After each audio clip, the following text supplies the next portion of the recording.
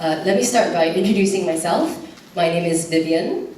I am 33 this year. I just turned 33. I've been a Christian most of my life.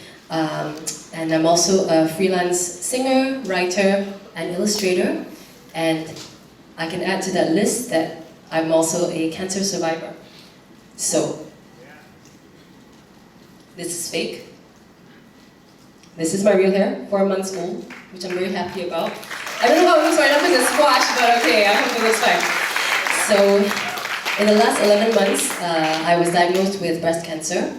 I underwent surgery, chemotherapy, and radiotherapy. And thankfully, thank God, that all came to a conclusion in April this year. So I am 4 months, not quite out of the woods, but out of the densest part of the woods. So that was April. So I'm here to share a little bit about my journey during this time. And while I know a lot of you may not have had exactly the same journey, I see someone who maybe is going through the same journey. I hope this will encourage you. I hope this will give you things to think about as well. Because sometimes life brings you to these sort of places. So I divide my life into BC and AD, which is called before cancer and after diagnosis. When you come to a turning point like this, you have a BC and an AD in your life, and the zero, the ground zero is where things are discovered. Okay, BC, what happened BC? This was last year. It was an amazing place. I quit my corporate job. I was busy in music, art, and writing. I had a full calendar of things that I was planning to do for the rest of the year. And then, as my mom had been a breast cancer survivor herself, I'd also been doing self-checking exams on a regular basis, so ladies, you all know what you're supposed to do in the shower. And then early last year, I started feeling a lump. What I thought was maybe a lump in the right side, but I thought, it's a bone, maybe it's a bone. And number two, I'm still really young. I'm just going to monitor it. So I monitored it until the day came, 14th August 2017. That was the day when I went for a routine health screening, which included a ultrasound for the breast. And then they told me, come back in 2 weeks, we'll have the results ready for you. Okay, so I left the clinic. I went to lunch. I sat down to lunch. And then I got a call. And they said, we need you to come in now. And that's when I knew something was up. I actually, sort of felt like a door was opening in the corner of my eye. And nothing compares to that first moment, when that door slowly inches open that you never even saw. And I felt really numb. I was in shock, and I felt like things were a bit surreal. So we went into the clinic, and the doctor, she minced no words. She said, you need to get this checked immediately. And that's when I knew things were serious. The proverbial poop had hit the fan. Okay, so I was shocked because I felt things were going really well. And now I thought everything is going to be derailed. What about all these plans I had for the year? And what's going to happen to me? What's going to happen to my future, my health? How long do I have to live on this world? I was so scared of what I didn't know. And then right outside the doctor's office, as we stepped out after she told us, you need to get this checked, without knowing what was happening to me yet, could have been anything, but I started to cry.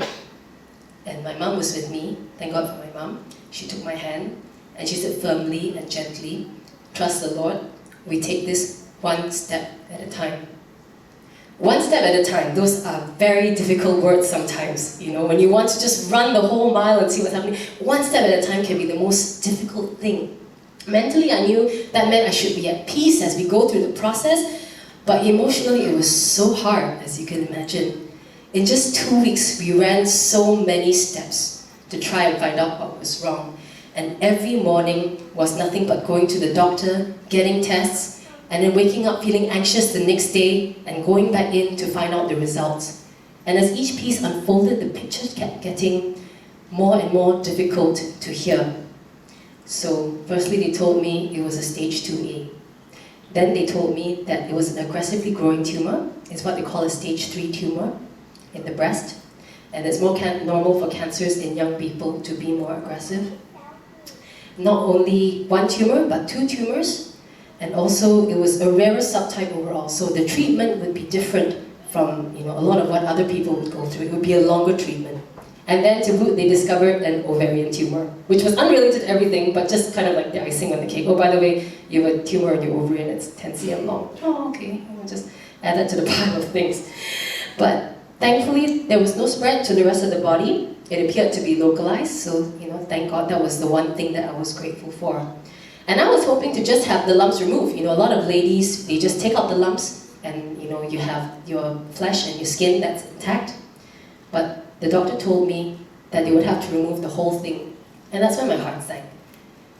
As a woman, all of us ladies here, we like our boobs. I can use the word boobs, right? We like our boobs, right? They give us a sense of identity, they give us a shape, they have a purpose, they define in some way our identity as a woman. And to lose that part of me was very difficult for me to hear. And thinking about the fact that it would never feel the same way again, there's no sensation on it, just knowing that everything would be different from here on, that made me, one more thing that made me quite unhappy. And so we set a date for surgery in September, and things have been happening so fast up to that point that you didn't really have time to sit down and process too much, which in some way was a good thing. But as the surgery drew near, my feelings started to catch up with me. And some nights, I just couldn't sleep. And there was one night in particular, just 3 or 4 days from when I was going to go in, that I just felt so scared of the unknown. All these things that were going to happen to my body and change my body. And that was when, I would say that was one of the moments where, I really broke down. And, I was asking myself, why is this happening? What's happening to my body? What's going to happen to me? And then here's a very strange thing. I'm generally like a geeky person, so geeky into a lot of the fandoms and all that. Lord of the Rings has not been one of the fandoms I've been into, but I watched the movie maybe a handful of times in my life. And at all times, in the midst of my crying, the strangest thing popped into my mind, which was a quote from Lord of the Rings. And you have to understand how strange it was because it's not a movie I thought about for a long time, but suddenly this quote came to mind. So if you guys know, I assume all of you have watched Lord of the Rings, and the quote was this. So it was from the, oh goodness, her name is Kate Blanchett. Which one was she? Galadriel. Okay, Galadriel. Galadriel. So she gave Frodo, the little guy, the Hobbit. She gave him some glowing water, right? That was healing water that she gave him, and she said to him this. And for you, Frodo Baggins, I give you the light of Earendil, our most beloved star. May it be a light to you in dark places when other lights go out. I googled this to make sure I got it correct, so this is the exact quote. And somehow, that thought reassured me, the fact that you had a light in dark places when all lights go out, and I sort of fell asleep. And the strange thing was, when I woke up the next morning, a friend texted me, and she said to me, "Hi, how are you? In my mind, I saw you kneeling down and crying in the darkness, but Jesus is right there beside you, and he extends his hands to you. And he's waiting for you to look to him, to take his hand, and that's when the light will come into your life." I asked the Lord for a verse to comfort you this morning. This is the verse he gave me. And the verse she gave me was Habakkuk 3 verse 4. His brightness is like the sunlight. He has rays flashing from the hand. And there in the sun-like splendor is the hiding place of his power. And when I heard that, I was shook. So it could not be a coincidence. I do not believe in coincidence that my thoughts last night about the lights in the darkness and the brightness of the rays shining in the Lord's hand, that was clearly a sign to me that even in this dark place where there were so many things that were unknown, I could feel peace, that our Lord would light the way, and I could feel peace against the fear. So my mood did improve on the run-up to the surgery, and I started looking forward to becoming a new and healed person. Now for the surgery itself, it was a long one. It was 8 hours. And when they went in, they might still find things that were not right in there. They might find more tumors, they might find extra bits and pieces, and so I'm kind of making very light of it, but it was true. A lot of things could happen in that surgery. But I felt God's comfort and peace as I was wheeled into the operating theatre. And there was a verse that I held on to as they put me under. And it was this one. It was from Isaiah 41. And he said, "Fear not, I am with you. Do not be dismayed, for I am your God. I will strengthen you, I will help you, I will uphold you with my righteous right hand." And that was the last thing I remember before they knocked me out in the operating theatre. So when I was in, family and friends were praying for me around the clock every hour that I was in. And miraculously, surgery went very quickly. It actually was done in 5 hours, opposed to 8. Doctors were surprised at how quick and smooth it went, and the tumors were smaller than expected. So, there was good news all around. We were very thankful. But the not so good news followed when I went to do my follow-up checkup with the surgeon. And he told me that actually the cancer had spread beyond the breast and had gone into what's called the lymph nodes, which means the cancer is smart enough to know how to move around the body. So what that meant was that chemotherapy and radiotherapy would be needed to add it to the program. Now, chemotherapy, I know, sort of has a certain image in the media. You see people hanging onto the toilet bowl, or looking like they're in bed all day, or they got a tube up their nose, and they just look like they're pale and wasted the whole way through. I'm here to tell you that that is not entirely so. Okay, so what you see in the movies and TV is not quite really what chemotherapy is, at least for breast cancer of this stage. Okay, I had 2 portions to my chemo. Oh, I didn't realize we got a slide, so that was a before and after. There are 2 portions, okay, which I like to call the easy chemotherapy and the hard chemotherapy. So they use different drugs, they have different side effects, and of course the easy one means the side effects were less, and the hard chemotherapy means the side effects were more. And with the doctor's advice, I decided to begin with the easy chemotherapy as like the warm-up to the main event. So that was my choice. Now, easy chemo started at the end of September. If you could change out the slide. So that was at the end of September. And thank God, it was really not as difficult as I braced myself for. I went in for once a week, sometimes up to 5 hours a session. So that was me during chemotherapy. And I wore those gloves to try and stop some of the numbness from getting into my fingers. I did lose my hair, as you can see, because that's kind of on par with the course. I did get some tiredness and so on, some numbness. But I was generally well enough to continue my performing, and I even sang for you guys at the event in December. I would go there in my wig and my makeup, and no one would know my secret, so it felt kind of cool, like I had a secret identity going on. So that was me during the early part of my treatment with the wig, and we were performing at National Library. And that felt great, that in these 3 months, here I was, surprising people by going about my life when they expected I was going to be sick, or in bed, and friends told me I looked great, I was strong, I was positive, I was a cancer warrior. So, I thank God that He gave me the energy and the good health, but I have to say it also got to my head. When people tell you all these things and you're doing all these things, you feel that maybe you're invincible. Maybe you feel, yeah, I'm just going to breeze through this. No problem at all. The easy was alright. Bring on the main event. And then the difficult chemo started. The main event started. And everything changed. Nothing I had read or heard had prepared me in any way for the experience. So, we can show the next slide. Is that red stuff? They call that the red devil. That's the chemical that gives you a whole lot of interesting things during your treatment. So what I felt so much was the fatigue.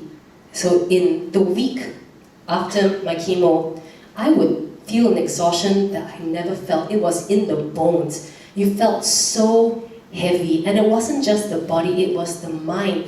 The mind just couldn't move. People are like, oh, if you're tired, why not you go and lie down, watch Netflix? And I was like, I couldn't even concentrate on a Netflix show. My mind couldn't focus. My eyes also were wandering everywhere. So all I could do was just lie on the couch feeling like lead and just stare at the ceiling. I did this for days after my treatment. So I lost the desire to eat due to nausea and changes in my taste buds. Familiar foods all tasted weird. I loved my spicy food. I couldn't eat my spicy food because it was just so spicy in my mouth. I was thirsty and dry, but water tasted like metal. I didn't even want to drink water because it tasted bitter in my mouth. I slept badly, and my appearance altered further. I was getting fatter and bloated from steroids and inactivity. being bald, you still look like a normal person, but once you take away the hair on your eyebrows and your lashes, you look very strange. And that's what happened to me. I lost the hair. All that hair was gone. And I couldn't do the things I loved. I couldn't sing because of the dryness and the weakness. I couldn't draw. I couldn't write. I just couldn't do anything. I felt useless. I'd stand in the mirror and I'd stare at this bald, fat, alien thing. That's what I saw myself as. And this thing could only lie on the couch, go to the toilet, eat a bit, and go back and lie down. And that kind of thing doesn't make you feel like you're a human being. I did not feel like a human being. And I told myself, it's okay. It's only a bit longer, just a few more weeks. The worst of this will be over. That's what I thought. And then things took a turn I didn't expect. I had a fever, and if you know people who are going through chemotherapy, once you have a fever, treatment gets delayed. I had to go to hospital to be treated for the fever. And that pushed back my chemo by another 2 weeks. It was only 2 weeks, but that really felt like, the last straw. The light at the end of this tunnel felt so far away now, and I was so sick by then of being sick. Prior to this, I might have questioned why it happened, but I never blamed God for it. But this time, I was so sorely tested. When I checked out of the hospital, and the weekend of my discharge, I felt so very low. I never felt low like that. I was so angry and so frustrated at God and so frustrated at myself. And I just told him, how long more, God? How long more? So what if I get through treatment now? I can still fall sick again in future. Recurrence of cancer happens in so many women. I'm pretty sure I'm going to fall sick again.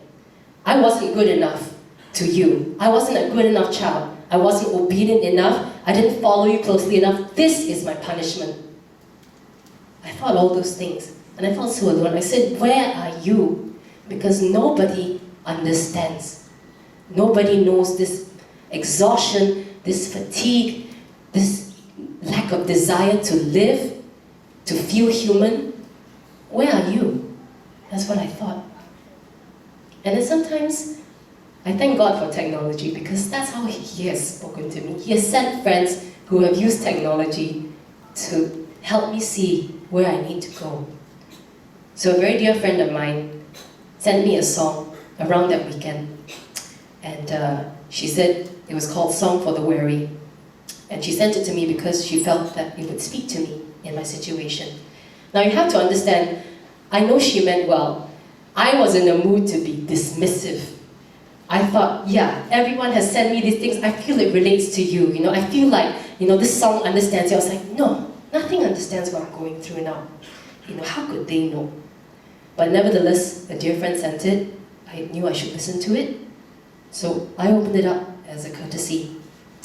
So this song, and I listened to the words, I really felt those walls coming down because there was one line in there. The minute that line came was a jolt because I knew this song was meant for me.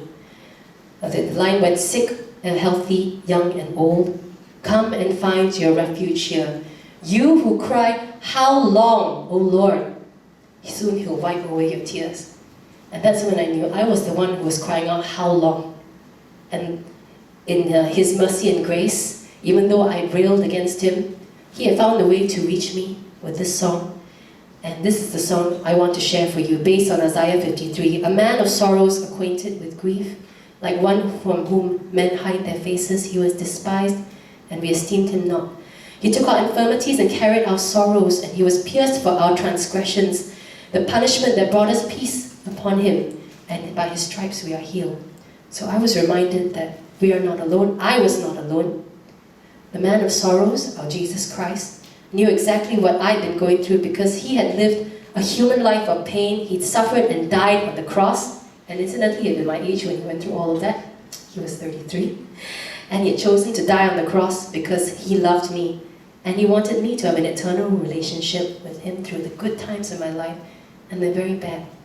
So I felt so humbled and admonished and loved as I heard this. And I went on my knees to pour out my despair and ask for forgiveness. I felt assured that He would hold my hand and He would lead me and comfort me regardless of whether I got well and stayed well, or got well and fell sick again.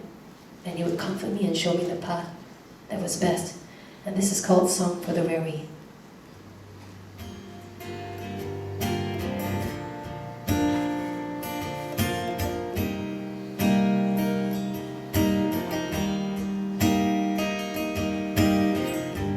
Oh, you thirsty, come and drink.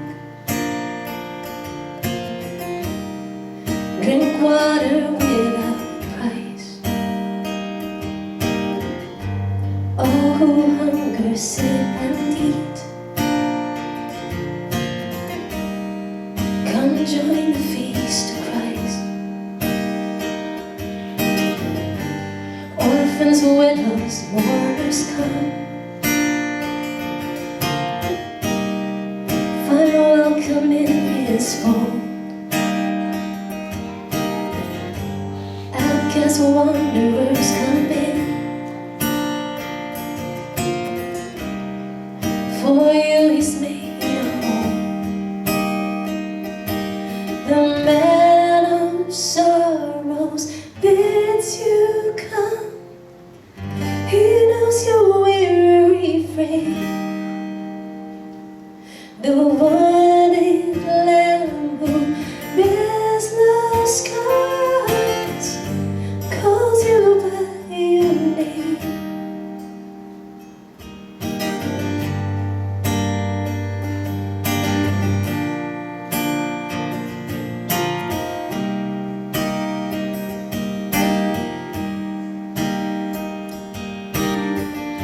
Sick or healthy, young and old, come find your refuge here.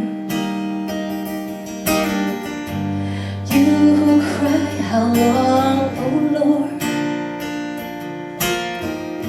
Soon He'll wipe away your tears. The man of sorrows bids you come. He knows your weary frame. The wounded lamb who bears the scars calls you by your name. Oh, anxious hearts and downcast souls, we grieve with you. Oh, suffering saints and stumbling friends, we sing for you. Oh, anxious hearts and downcast souls, Christ weeps with you. Oh, suffering saints and stumbling friends, His love stands true. The man of sorrows bids you come. He knows your weary frame. The wounded lamb who bears the scars calls you by your name.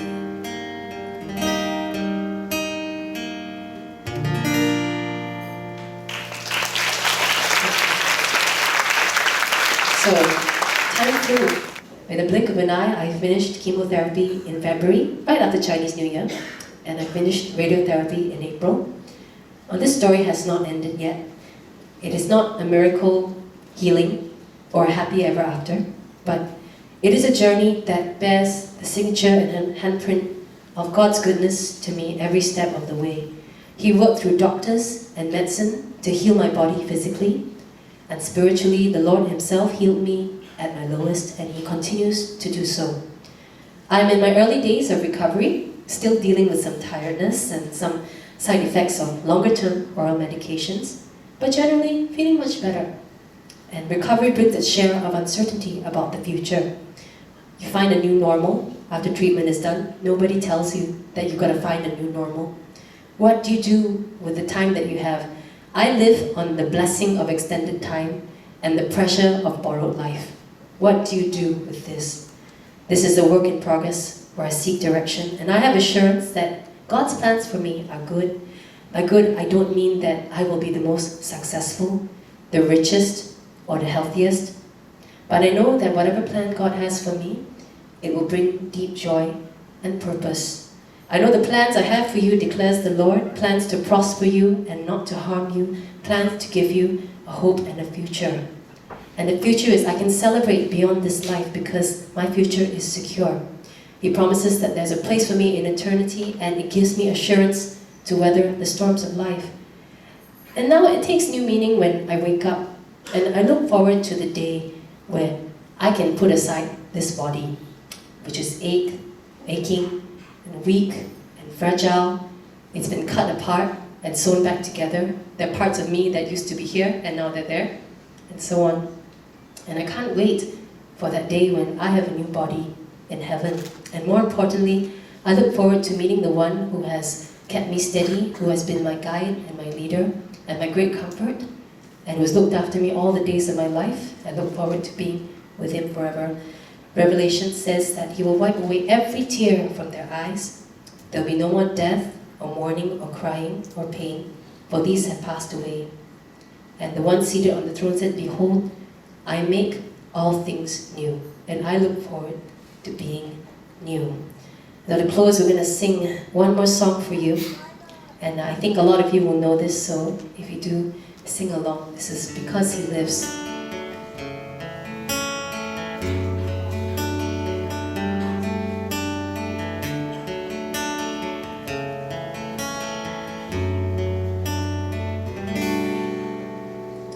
God sent His Son, they called Him Jesus.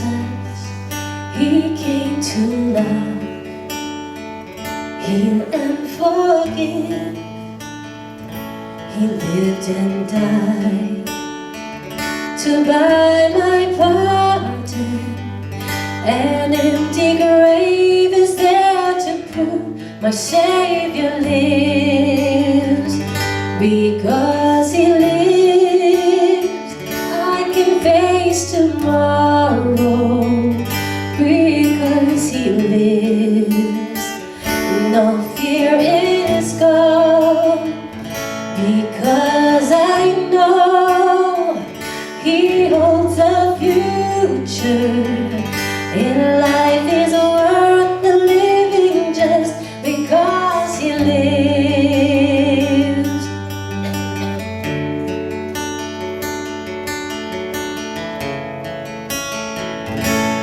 How sweet to hold a newborn baby and feel the pride and joy He gives, but greater still, that calm assurance this child can face uncertain days because He lives.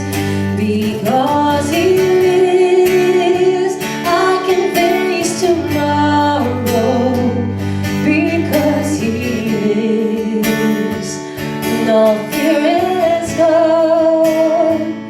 Because I know He holds the future, and life is worth the living just because He lives.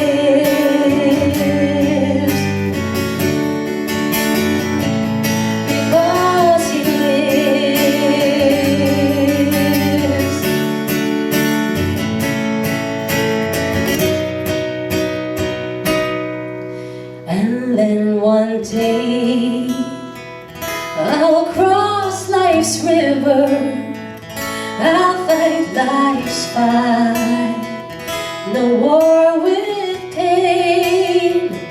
And then as death gives way to victory, I'll see the lights of glory, and I know He lives.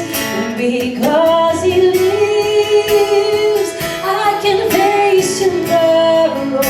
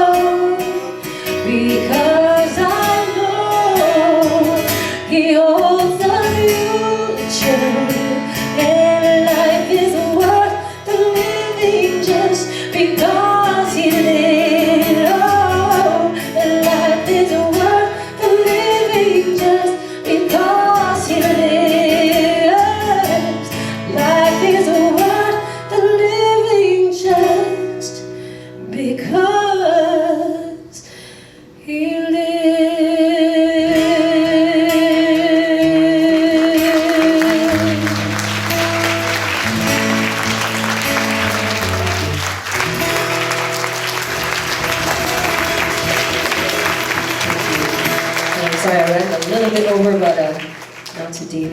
Thank you very much for listening.